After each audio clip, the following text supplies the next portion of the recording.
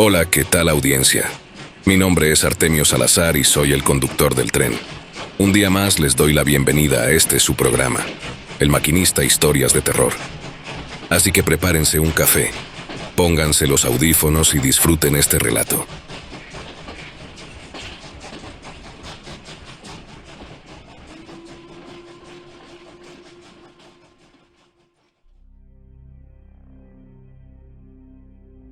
Soy Esteban Vargas, médico forense del Servicio Forense de la ciudad. He visto de todo: cuerpos mutilados, descompuestos, con heridas de bala o apuñalados en riñas callejeras. Nada me sorprende ya, o al menos eso pensaba hasta aquella noche en la que trajeron el cadáver de la supuesta bruja. Llegó pasadas las 11 de la noche, en una bolsa negra cerrada con cinta industrial. Los paramédicos que lo transportaron no dijeron mucho, solo intercambiaron miradas y se fueron apresurados, como si quisieran alejarse lo más rápido posible. El expediente que acompañaba el cuerpo tenía información escasa. Femenino, entre 60 y 70 años, hallada sin vida en una cabaña a las afueras de la ciudad, sin signos visibles de violencia. Pero lo que más me llamó la atención fue la última nota escrita a mano. El cuerpo fue reportado por vecinos que escucharon gritos y vieron luces extrañas en la cabaña la noche anterior. Con un suspiro, me coloqué los guantes de látex y abrí la bolsa. Lo primero que me golpeó fue el olor. No era la típica fetidez de un cuerpo en descomposición. Era algo más. Una mezcla de leche agria, tierra mojada y algo metálico, como sangre seca. Inmediatamente mi estómago se revolvió. Me cubrí la boca con la manga de la bata, pero no sirvió de nada. Encendí la lámpara de observación y miré el cuerpo. La piel estaba pálida, casi grisácea, con zonas ennegrecidas por la necrosis. La putrefacción avanzaba de manera irregular. Algunas partes parecían de un cadáver con semanas de descomposición, mientras que otras apenas mostraban signos de rigor mortis. Había algo raro en ella. Pasé a la fase de inspección externa.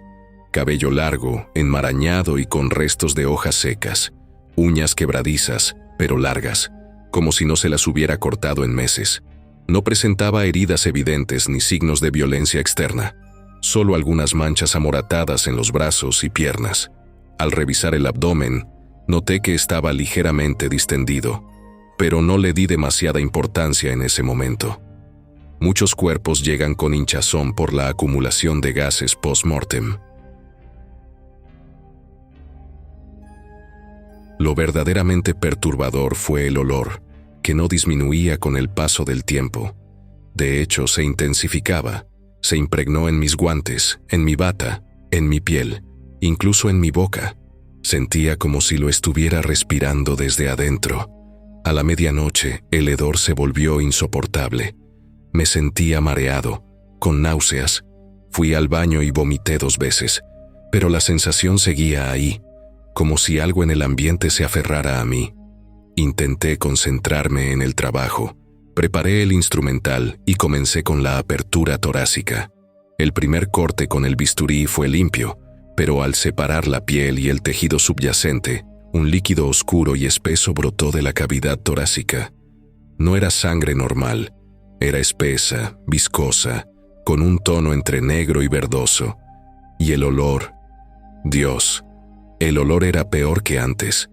Me detuve un momento para cubrirme la nariz con un tapabocas doble y continué. Al retirar el esternón y exponer los órganos, noté algo inusual. El corazón estaba intacto.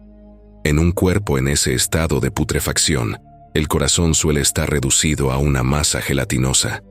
Pero este número se veía fresco, como si la mujer hubiera muerto hace apenas unas horas. No quise darle más vueltas. A veces, el cuerpo humano hace cosas extrañas después de la muerte. Seguí con la autopsia, tomando muestras de tejidos y líquidos para análisis. A las 4 de la madrugada, después de terminar el procedimiento, cerré la sala de necropsias y me fui a casa. Me bañé 2 veces, restregándome con jabón, pero el olor seguía ahí. Me metí a la cama con el estómago revuelto, sin poder sacarme de la cabeza la imagen del corazón intacto. El día siguiente, cuando volví a la morgue en la mañana, lo primero que noté fue el silencio. Algo no estaba bien. Sentí un escalofrío en la nuca, como una advertencia instintiva. Me acerqué a la sala donde había dejado el cuerpo. La bolsa negra estaba abierta. Yo la había cerrado la noche anterior, de eso estaba seguro. Di un paso adelante y vi lo que me heló la sangre. El vientre de la mujer estaba hinchado, mucho más de lo que había observado la noche anterior, como si algo hubiera crecido dentro de ella en cuestión de horas. Me acerqué lentamente y toqué la piel del abdomen con la punta de los dedos. Estaba tensa, dura, caliente.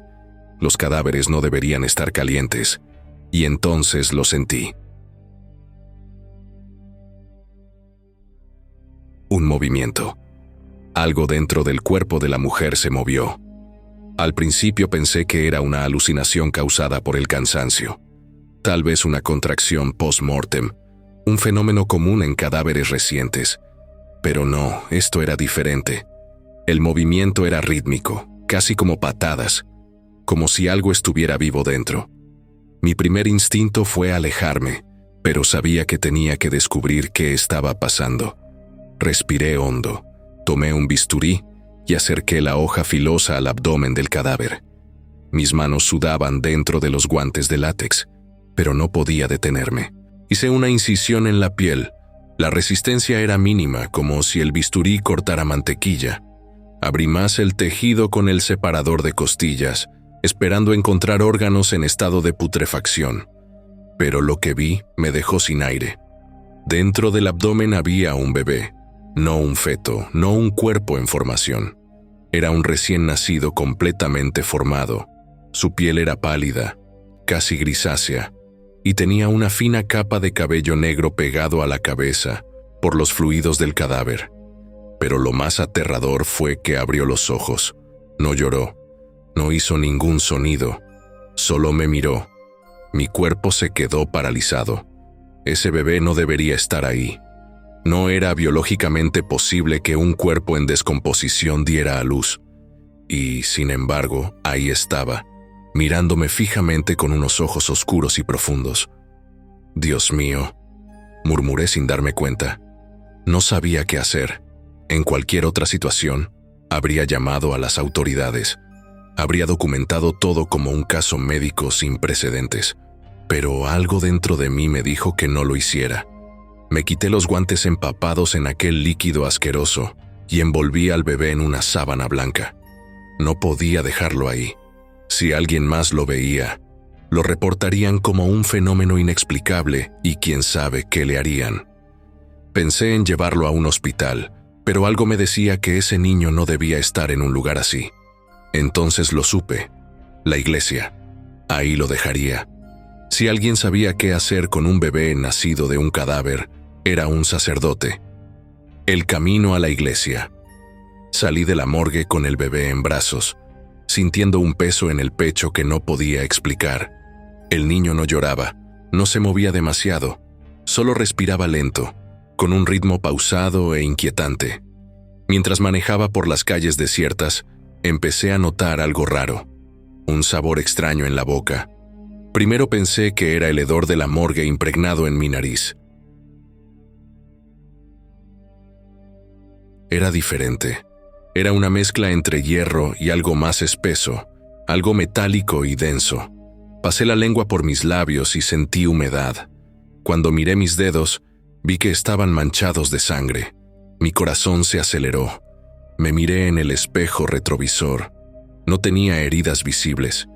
Entonces sentí algo atascado entre los dientes. Llevé una mano a la boca, metí 2 dedos y saqué algo. Cuando lo vi en la palma de mi mano, casi solté el volante. Era un mechón de cabello negro. No era mío. Estaba húmedo. Y lo peor, sabía exactamente de quién era. Era de la mujer muerta. Las náuseas me golpearon con fuerza. No podía haberla mordido. No podía tener su cabello en la boca.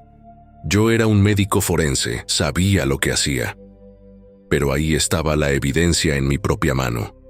Sentí un escalofrío recorrerme la espalda, una sensación de vacío en el estómago, como si algo en mi interior se revolviera con la certeza de que algo andaba terriblemente mal. Tragué saliva y apreté el volante. No podía pensar en eso ahora. Tenía que seguir adelante. Tenía que encontrar una solución. Miré al bebé envuelto en la sábana. No lloraba ni se movía demasiado. Solo respiraba con un ritmo pausado y extraño, como si no tuviera prisa por nada. Sus ojos oscuros estaban abiertos, fijos en mí, observándome. Pisé con fuerza el acelerador. Tenía que llegar a ver al sacerdote. La iglesia estaba casi vacía cuando llegué.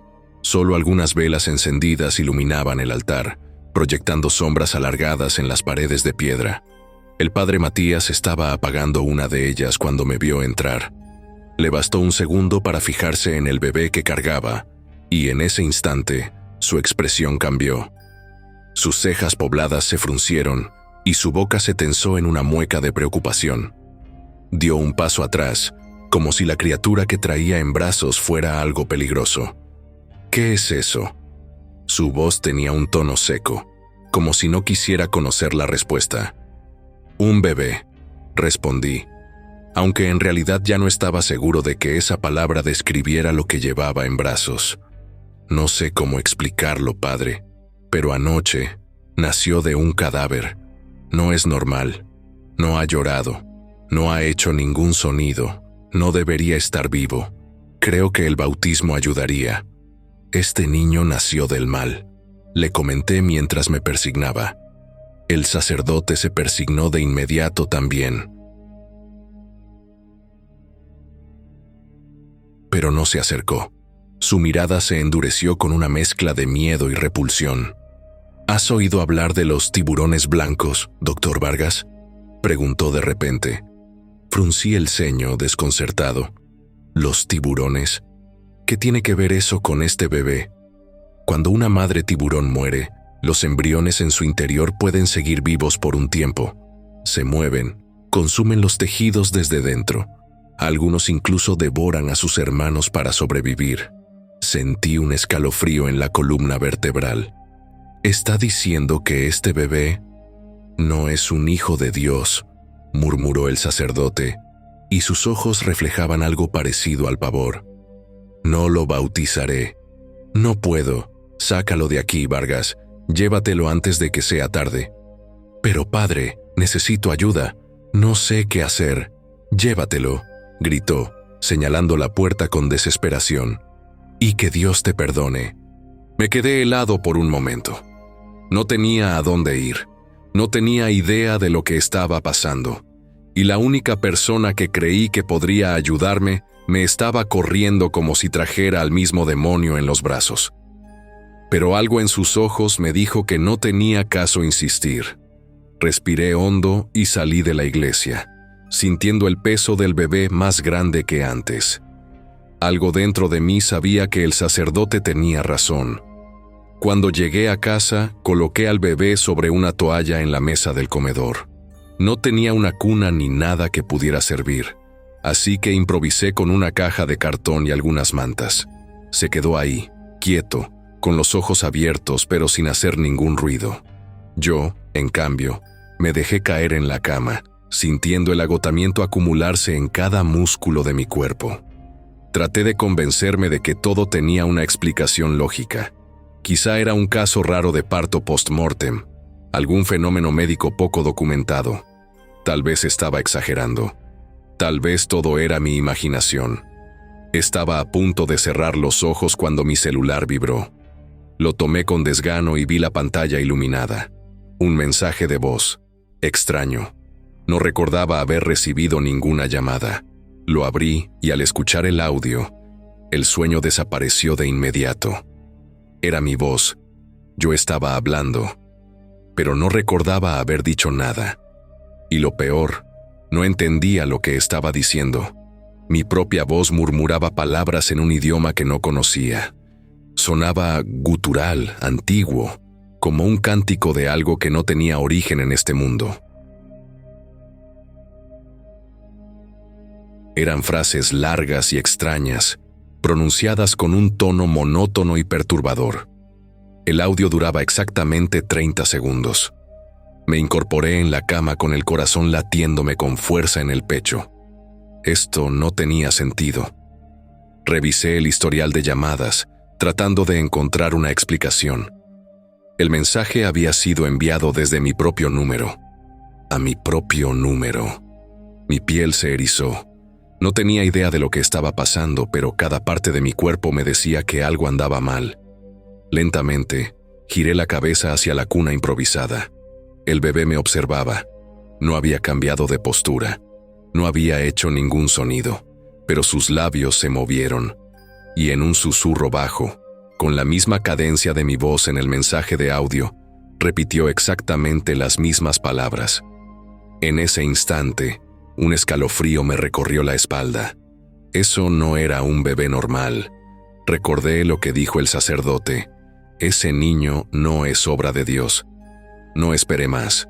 Lo envolví en una manta y, en la madrugada, lo llevé a las afueras de un cementerio. Lo dejé ahí, sintiendo en todo momento su mirada clavada en mí. Aunque sus ojos seguían cerrados. No lloró, no se movió, no hizo ningún sonido. Solo estaba ahí, quieto. Me alejé sin mirar atrás. Pero lo que pasó después fue peor. A los pocos días, una cabra negra apareció frente a mi puerta. Estaba inmóvil, con los ojos encendidos en un rojo profundo, como brasas vivas. Pensé que tal vez se había escapado de algún rancho cercano, pero cuando parpadeé, la vi más cerca. No había ruido de pasos, ni siquiera el sonido de su respiración. Solo estaba ahí, cada vez más cerca. Intenté ignorarla. Cerré las cortinas y me metí a la cama, pero esa noche dormí inquieto. Soñé con el bebé.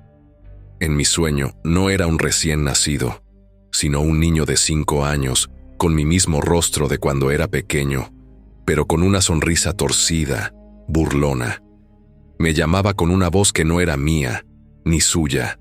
Desperté con un sobresalto, sintiendo que alguien me observaba. La sensación era tan intensa que me costaba respirar. Giré la cabeza lentamente y miré hacia la puerta de mi habitación.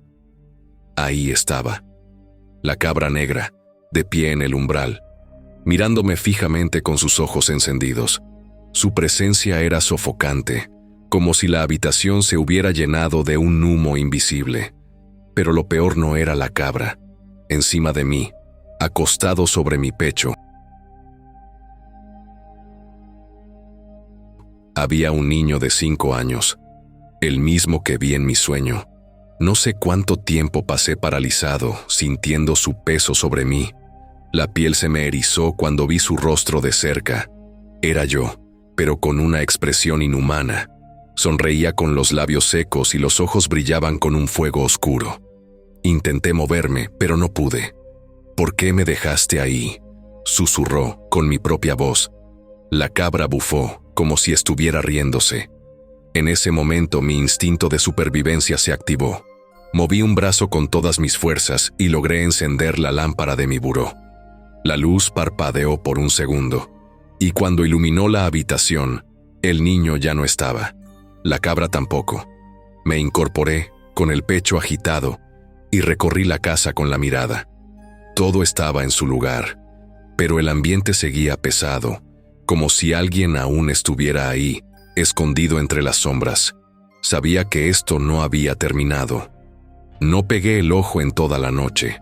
A pesar de que el niño y la cabra habían desaparecido, el ambiente en mi casa era de horror, como si algo invisible se escondiera en los rincones. Cada sombra me parecía más oscura, cada sonido más fuerte. Mi mente racional intentaba encontrar una explicación. Alucinaciones por estrés, parálisis del sueño, tal vez una reacción a la culpa. Pero en el fondo, sabía que esto no era cosa de la mente. Cuando salió el sol, decidí no quedarme ahí. Tomé mis llaves y me dirigí rumbo a la iglesia. Si había alguien que podía ayudarme, era el sacerdote que me había advertido desde el principio. Al llegar, encontré la iglesia vacía. Caminé hasta el altar y busqué al padre en la sacristía. La puerta estaba entreabierta y, al asomarme, lo vi de espaldas, de rodillas ante un crucifijo. Murmuraba algo en latín, pero lo que me hizo sudar frío fue la forma en que su cuerpo temblaba, como si estuviera luchando contra algo que yo no podía ver. «Padre», llamé con voz tensa. Se detuvo en seco y giró la cabeza lentamente hacia mí. Sus ojos estaban hundidos, con ojeras tan oscuras que parecían moretones. «Lo encontraste, ¿verdad?». Su voz sonaba cansada, como si ya supiera la respuesta. «No, él me encontró a mí». El sacerdote suspiró y se puso de pie con dificultad. «Lo que abandonaste en el cementerio no era un niño, no era humano». «Lo sé». Tragué saliva. «¿Cómo lo detengo?». El padre bajó la mirada. «No puedes». Mi estómago se revolvió. «Tiene que haber una forma». El sacerdote tomó aire, como si lo que estuviera a punto de decir le pesara en la lengua. «Cuando dejaste a ese ser en el cementerio, rompiste un vínculo, pero no lo destruiste. Lo único que hiciste fue enfurecerlo». Un escalofrío me recorrió la espalda. «Entonces, ¿qué hago?». El sacerdote se quedó en silencio por un momento. Luego me miró con una seriedad que me puso la piel de gallina. «No volverá a dejarte en paz, Esteban, a menos que tomes su lugar». Mi respiración se cortó. «¿Qué?». «Fuiste marcado desde el momento en que lo tocaste. No buscaba a una madre, buscaba a un recipiente. Pero al abandonarlo lo condenaste a vagar incompleto, y ahora quiere corregir ese error». Mi cuerpo se enfrió. «No, no puede ser». El sacerdote asintió con tristeza. «Si no quieres que te siga, debes entregarte, volver con él». Sentí la sangre palpitar en mis sienes. No podía aceptar eso. Tenía que haber otra solución. Me alejé sin despedirme. Al salir de la iglesia, el aire se sentía más denso, pesado, como si algo invisible me envolviera. Manejé sin rumbo, tratando de pensar en una salida, pero no había ninguna. Esa noche, no volví a casa. Me quedé en la morgue del hospital, el único lugar donde la muerte me resultaba familiar. Me senté en la sala de autopsias, rodeado de cuerpos fríos, creyendo que ahí estaría a salvo. Me equivoqué. A las 3 de la madrugada, la luz comenzó a parpadear. El aire se enfrió de golpe y un olor rancio, como carne podrida mezclada con tierra húmeda, invadió la habitación. Me puse de pie, sintiendo un sudor helado recorrer mi espalda. Y entonces lo vi. El niño estaba ahí, de pie, al fondo de la sala. Sonreía. «Papá». Su voz era la mía, pero distorsionada, como si alguien más hablara dentro de él. No pude moverme. Mi cuerpo entero se congeló mientras lo veía avanzar hacia mí, paso a paso, con la lentitud de un depredador que ya sabe que su presa no tiene escapatoria. La puerta detrás de mí se cerró de golpe. El frío se volvió insoportable y el niño levantó la mano. Entonces lo entendí. No quería matarme. Quería entrar en mí. Un dolor punzante me atravesó el pecho. Algo invisible me jalaba hacia él, como si un gancho se clavara en mi alma y tirara con fuerza. Caí de rodillas, sintiendo que mi cuerpo se entumecía. Mis manos temblaban, y cuando las levanté, vi que la piel se me estaba volviendo grisácea, como si algo dentro de mí estuviera drenando mi esencia. El niño se detuvo frente a mí y posó su mano en mi frente. «Ahora somos uno». El dolor cesó de golpe. No había frío, ni miedo, ni desesperación. Solo un vacío profundo dentro de mí. Cuando abrí los ojos, seguía en la morgue, pero algo en mí había cambiado. No sé cuánto tiempo ha pasado desde esa noche. A veces me miro en el espejo y siento que no soy yo. A veces escucho mi propia voz susurrándome cosas que no quiero entender. Sigo aquí, pero no estoy solo. Él está dentro de mí, esperando.